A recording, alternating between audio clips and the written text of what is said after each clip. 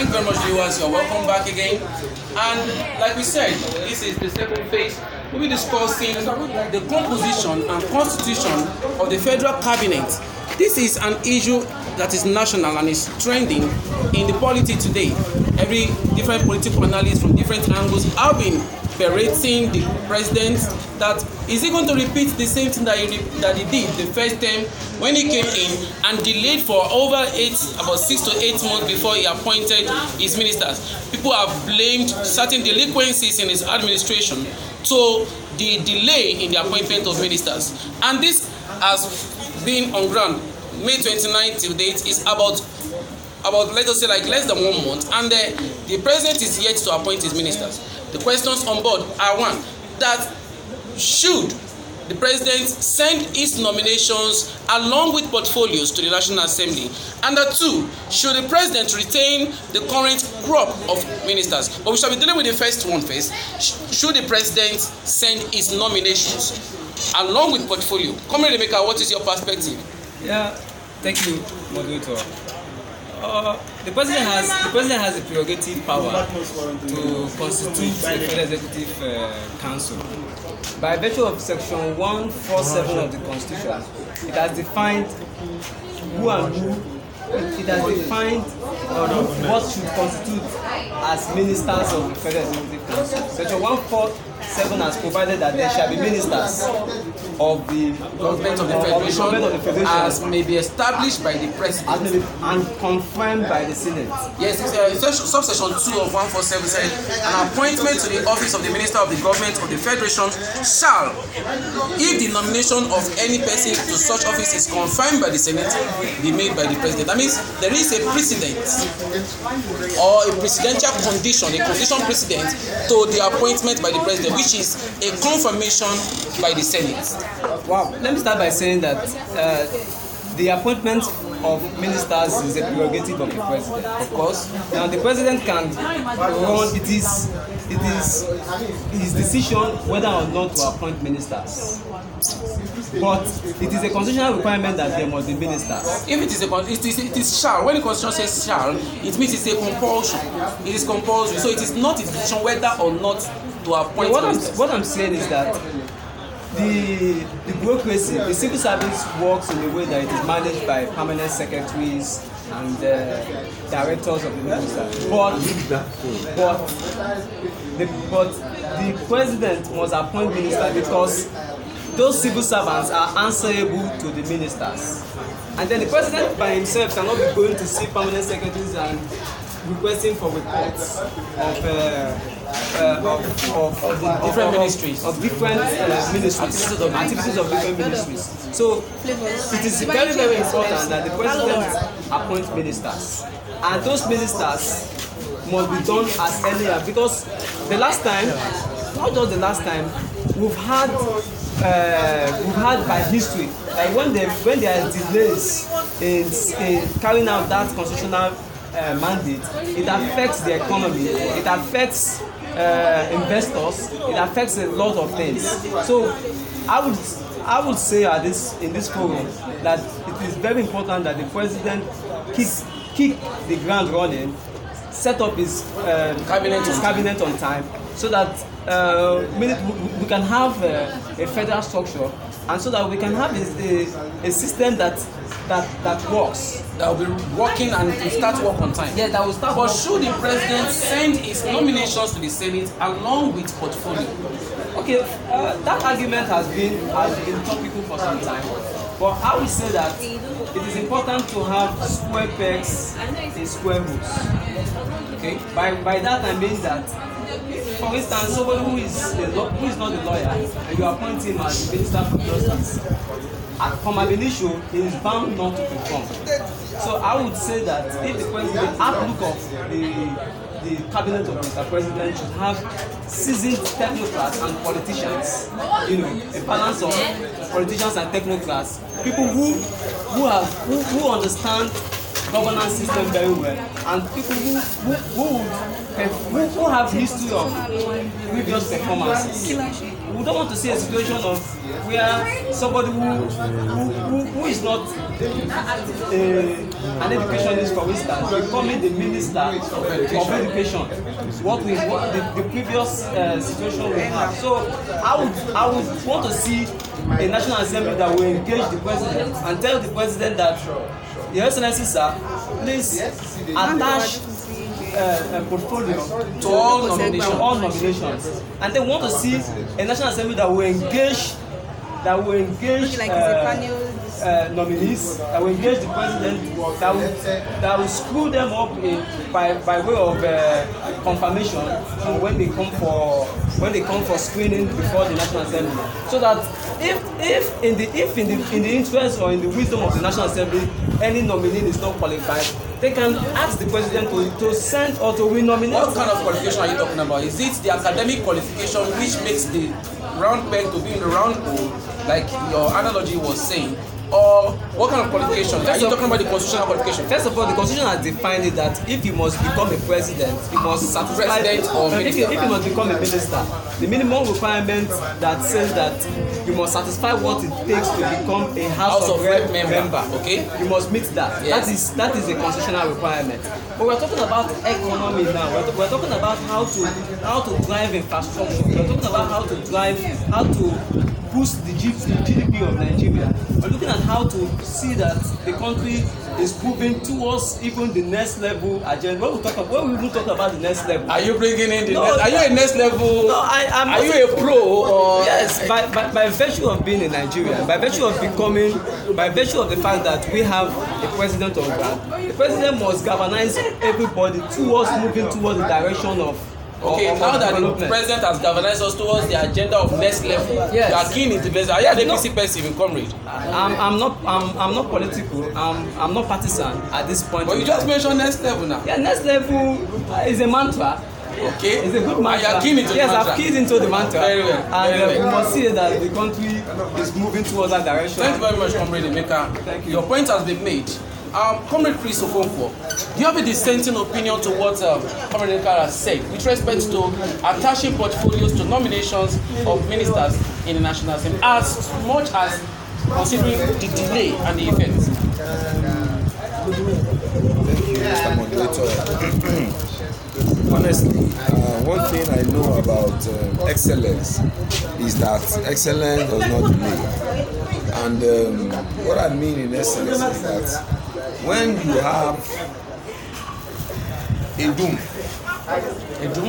when you have a doom, and you are looking for ways to salvage the doom, you will not be looking to wear your clothes or be properly dressed. So what I'm saying in essence is that it is best for the president to send the names of the nominees along with their portfolios, so that as soon as the confirmations are made, they start their job. And on the other hand, so that the National Assembly will be able to know if a particular person fits a particular portfolio. Because of course, as my comrade Emeka said earlier, we need to look at putting a round peg in a round hole.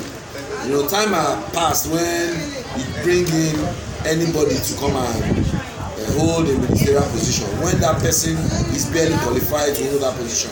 You understand? So the best thing is when you submit names and portfolios of names to the National Assembly, it will be best for them to scrutinize such names and know if they fit the particular portfolio their names are attached to. Okay. And then to add to that, the 2019 budget has been passed. Okay, and that means the financial year 2019 has officially flagged off. So if you don't have ministers, it will be very difficult for the National Assembly to oversight the implementation of the budget. Okay, so I suggest that the president submit, because we cannot have a bad practice whereby we have the financial year of 12 months and then we have a poor implementation of the budget. because ministers come late, or ministers are not timely appointed, or that they are not reflecting the riches of the National Assembly. So I'm saying that the ministers should be appointed early enough, because we can have an appropriation of a fiscal budget of 8 point something trillion, and it will be lying in the hands of permanent secretaries. So we need functional ministers that would come, and so that the National Assembly various committee and as empowered by the Constitution would monitor implementation of the budget, so that at least we can have close to 60% implementation, because since 1999 we've been having 48%, 32%, 50%. We want to see that in this movement of next level, let me come back to the issue of next level. Okay? Yes, because we want to see a situation where the country actually moves to a better situation. Because yes, I love the please let me quickly continue there, but let us consider the factor of because subsection 1 3 of 147 mentioned sections 14 sub 3. Section 14 sub 3 is talking about federal character, and section 14 sub 3 happens to be in the second chapter of the Constitution. The chapter 2 of the Constitution has been hoisted, listen now, by section 66C of the same Constitution, that issues to that effect cannot be brought to court. Now, are we saying that constitutionally that the president is tolerated or allowed to breach the constitutional provision of following rules of federal character in appointing his ministers? Thank you, sir. The president is bound to abide by the principles as the letter and spirit of federal character, according to section 14 sub 3. Section 14 sub 3. When the president took the oath of office and the oath of allegiance as provided in the 4th schedule of the Constitution, the president took upon himself that he was going to maintain the principles specifically of federal character. If you read the lines of the oath, so the president is not an issue of prerogative. He is obliged to. But if he doesn't, like in his past administration now, he appointed people. We analyzed the numbers of ministers that were on that particular cabinet, and we try to trace where these ministers hail from. Predominantly 70% of them were Northerners. You understand now? 20% of them were Northerners, and we could not question him by virtue of section 66C of the Constitution. We could not take him to court. If he repeats the same thing, how do we bring that into the limelight? I am contending that the president has assured Nigerians. If you read the inaugural speech of the president in June 12th, the Democracy Day speech, the president told Nigerians that he was going to unify this country. He has promised that he's going to be a unifier, and by unifier, he's going to have a pan-Nigeria or a pro-Nigerian posture. We know the trend in Nigerian politics. It is one thing to say something during campaign. It is another thing to say it during your inaugural speech. It's another thing to implement it. Nevertheless, without wasting time, the last thing we'll be discussing will be going to Comrade Chris Okonkwo. Comrade Chris Okonkwo, should the president retain the current crop of ministers? No. And why? There are some of them that think their ideas should go with the 19th century and 21st century, and we need proactive and pragmatic. You said some of them. Is your no an outright no? No, not outrightly. There are a few of them that have carried out their functions exceptionally well, like Fashola, he has tried. But people like Ogbe, I was his name. Prince Ngige, I think they should be changed because they are not performing. They are performing really below par, and we don't need such people because with the peculiarity of our socio-economic environment. We don't need anybody that is below average. We need people that are above average that will be able to drive the vision. So, politicking and political benefits for those who actually contributed to the emergence of the president should not be taken into consideration in the party. Where it should be put into consideration is maybe when you give them slots or contracts. Slots, even in this area. Look for somebody viable enough to hold this position. Like if you look at during Obasanjo era, Obasanjo never tried to use the ministerial slots to favour any of his political colleagues. He looked for people in diaspora who can fit Experts. You understand? Who can fit the bill, not just anybody from anywhere. All right, now, in the words of we shall be concluding this episode of Constitutional Law, Analog Political Debate, first episode, and it said, look for those who fit into the office. Thank you very much, viewers at home. My name is Arotiba Olawale Afluence. I'm the moderator for today, and in subsequent episode, I may also be the moderator, but different issues nationally will be addressed, and we shall be trashing it out. Thank you for today, and see you next time.